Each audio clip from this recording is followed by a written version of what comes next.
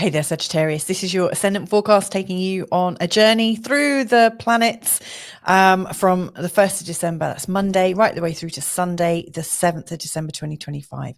Now, this is the week of the full moon in your opposite sign, in your 7th house. And so I always think that these angular houses, i.e. the 1st, the 4th, the 7th, the 10th, when you've got a full moon there, it feels so much stronger, so much more vital. And absolutely, it's trying to move us on in our life somehow. And so what I want to do in this forecast is take you on a sort of step-by-step journey through the days, really giving you some of my thoughts about how to manage and work with the cosmic planetary energy.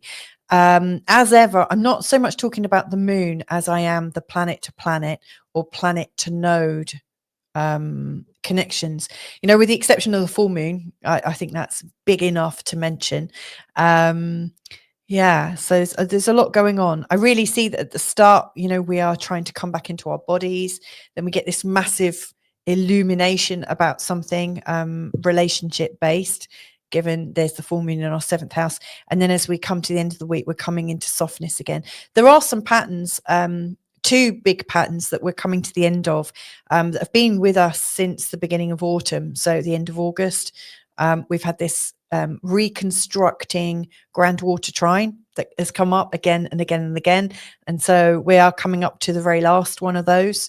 And we've also got the Uranus oppositions that have been playing out. I mean, when we started this season of autumn, we had some Chiron oppositions. We also, I think we did. We had Neptune oppositions, Chiron oppositions, and also, a whole series of Uranus oppositions. And they're the ones that are really kind of pushing us to the edge. The Uranus oppositions make us feel deeply uncomfortable. And so we're coming up to the very last one of those. And so there's been a lot of learning in this last season. So anyway, let's get into it. If you're new to this channel, by the way, my name is Louisa. Welcome to Feel Good Astrology. As ever, I always start just by thanking the people that contribute to my life. So thank you for supporting Feel Good Astrology. Really, really appreciate you. Now, there are 2 charts I'm looking at in this week ahead. You'll see this first one for, midnight on the 1st of December. This is based in a London time zone, by the way.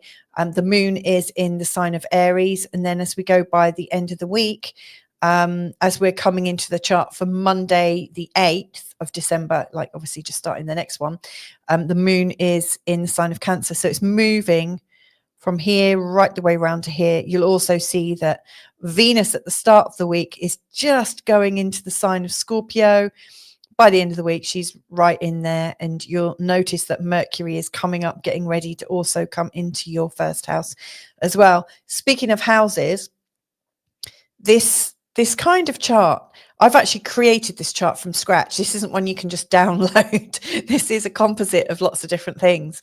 Now, it's based on a whole sign Western tropical model. And then I've given it a Sagittarius spin. Sagittarius, you've got Sagittarius rising. I'm showing you where the planets are according to your rising sign. Now, if when you look at your birth chart, you just don't see the sign of Sagittarius filling your whole 1st house, you might find that you've got the symbol for Sagittarius and also Capricorn in your 1st house. What that means is you have a chart that's not a whole sign chart. If you've got Capricorn in your 1st house, also listen to that. There'll be a lot of helpful intel for you there. Anyway.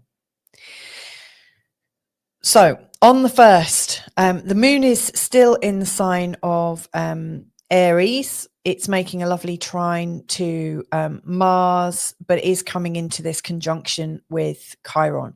And so it almost suggests that even though we're raring to go, we're also a little bit triggerable. We're a little bit at the end of our tether. We're maybe a little bit worn out, need to rest a little bit, especially seeing as the moon also comes into a square with Jupiter. Whatever we're feeling gets really blown out of proportion. So it's worth getting things in proportion on Monday the 1st. But from Tuesday the 2nd, the moon is going into the sign of Taurus, the 6th house, which is very functional. It's a very sort of day-to-day, let's get everything sorted, you know, where you might be pottering around doing your washing, sorting out your drawers, cleaning out the fridge and things like that, amongst other things, you know, getting your money sorted out, your work and stuff. And it's also a place where we look into our health, we look after ourselves. And so between the 2nd and the 4th, that's Tuesday and Thursday, I see it being business as usual. And also Venus is in a sextile to Pluto. This is from your 1st house to your 3rd. To me, this is an indication that you're aware that when you spend money and time and effort on yourself, that you reap the rewards. It feels so much better. And so I think even though you're sorting things out, getting things all sorted at home, your first port of call has to be sorting out yourself, beautifying yourself, maybe having a haircut or something like that, you know, doing something that helps you feel magnificent in yourself. I think that's quite transforming, because when you go out in your local community and you're feeling better, everyone else notices it, you know. So I do think the vibration of being you is important to consider Tuesday through to Thursday. And then on Thursday the 4th, we've got the moon going into the 7th house, getting ready for this full moon position at 13 degrees. And this is where we notice things a lot more because you've got the sun in your 1st house, the moon in your 7th. So you're wanting to shine bright, being yourself, and it feels great. And everyone around you in your life, you know, your partner in particular, is being super dramatic. And that's how it feels. You know, that there's a lot of drama going on, that they are maybe a little bit needy. They might be stealing your light somehow. You might feel like they're peeing on your chips a little bit. It might just feel like, oh God, why can't things just be simple? I'm enjoying myself. Why have to come and kind of like dumb me down or kind of dim my light? And so it does feel a little bit of like a battle. Like, where are you putting your energies? Are you putting your energies into your relationship or yourself? Right now, I would suggest doing it to yourself is more important. But this full moon is also playing into this nodal square as well. So the sun and the moon are, and I'm just going to move this. Oh no, you can't really see it. Oh my goodness, I've just lost it completely. So the moon by this point is here, and you'll see that there's this kind of square energy going on between the sun and the moon, and the south node and the north node. Now, the south node is our go-to place. It shows where we already feel quite accomplished and quite well prepared, but it's not really challenging us anywhere.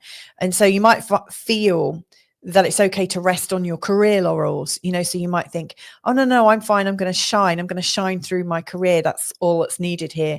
But actually you're being encouraged to shine because of your deepest self. You know, your real learning at the moment, you know, the direction of the north node is going through your 4th house. It's reacquainting you with who you are, not the public you, not the you that everyone sees, the glossy you, the coiffed you. It's the you that is caught without makeup on, feeling like crap, but you still get out of bed, you still show up. It's the side of you that is caught in family photos at Christmas with your hair like this, wearing awful slippers or something. It's the real you, and it's the real you that you want to be shining. And when you're shining the real you, all of a sudden the people around you are less needy. So I think if you can reflect that, or understand that you don't need to develop yourself up here, it's down here that's really counting, because the people who you love are wanting to connect to the real you, not the constructed you. And so it may well feel a bit tight, but it's just encouraging you that, you know, sometimes we wear our careers as our self and we forget who we are at a deeper level. And then on the 5th, that's Friday the 5th, the sun is, you know, in a square to these two nodes, again, reminding you or asking you which you is really you. You might also find that family you is also another kind of side of you. But somewhere in there, you'll find yourself. And then the last movement on Friday the 5th, there's a lovely trine between Mars and Chiron from your 1st to your 5th house, really encouraging you to recognize where you're taking action about things. That's where you feel lifted up. So if you can't find out who you are or which you is the real you, just look at it from the perspective of what do I want to do right now, and just take action. And the real you is somewhere in that action, somewhere in that sort of exploration. And then we're up to the weekend, Saturday the 6th and into Sunday the 7th. The moon by that point is in the sign of Cancer. It's in your 8th house. It's the 8th house is a place where we might get a bit quiet. We might feel a little gamed by the people around us. It's a place of expectation and hopes that other people are going to do things for us, and vice versa. You might feel put upon, or you might be, maybe guilt tripping somebody without realizing, because it's that sort of interplay, where people are working together, and we sometimes don't realize what we're doing for each other or not doing for each other. And over the weekend, Mercury comes into an exact trine with Jupiter and also an exact trine with Saturn. This is what I was mentioning at the start. This is the beautiful grand water trine, really the last one of this year, as it's showing up. I mean, the moon will come round and you'll get a micro one as the moon swoops in and then out. But these planetary grand trines are superb. They are really amazing, really beautiful, beautiful energies. And so you've had this one playing out over your 4th, your 8th, and your 12th houses. These are private houses, psychic houses, intuitive houses, familial houses, ancestral houses, healing houses. So what have you been leaning into that has felt nourishing and ancient and intuitive and not even visible in this reality necessarily? What have you been tuning into that's given you comfort? Because I really see that if you can tune into this energy, you can bring it with you. It's like a gift to you. So that's where I see the real gift of this week ahead. Now, if you like the way I talk about astrology, and you'd love for me to apply it not just to a chart that is made up, but actually your chart, your real chart, then I'm looking for a few more people to join my astrology mentorship over the year ahead, or just meet with me once a month, so that I can work with you really closely and examine your chart from multiple angles. And we go on a journey together. Can you imagine how powerful it would be to start on a journey of yourself in January and then come to December and see what you've done with astrology, see how it's changed your life. So there's that. I've also got a membership on School. That's school.com. And it's Feel Good Astrology.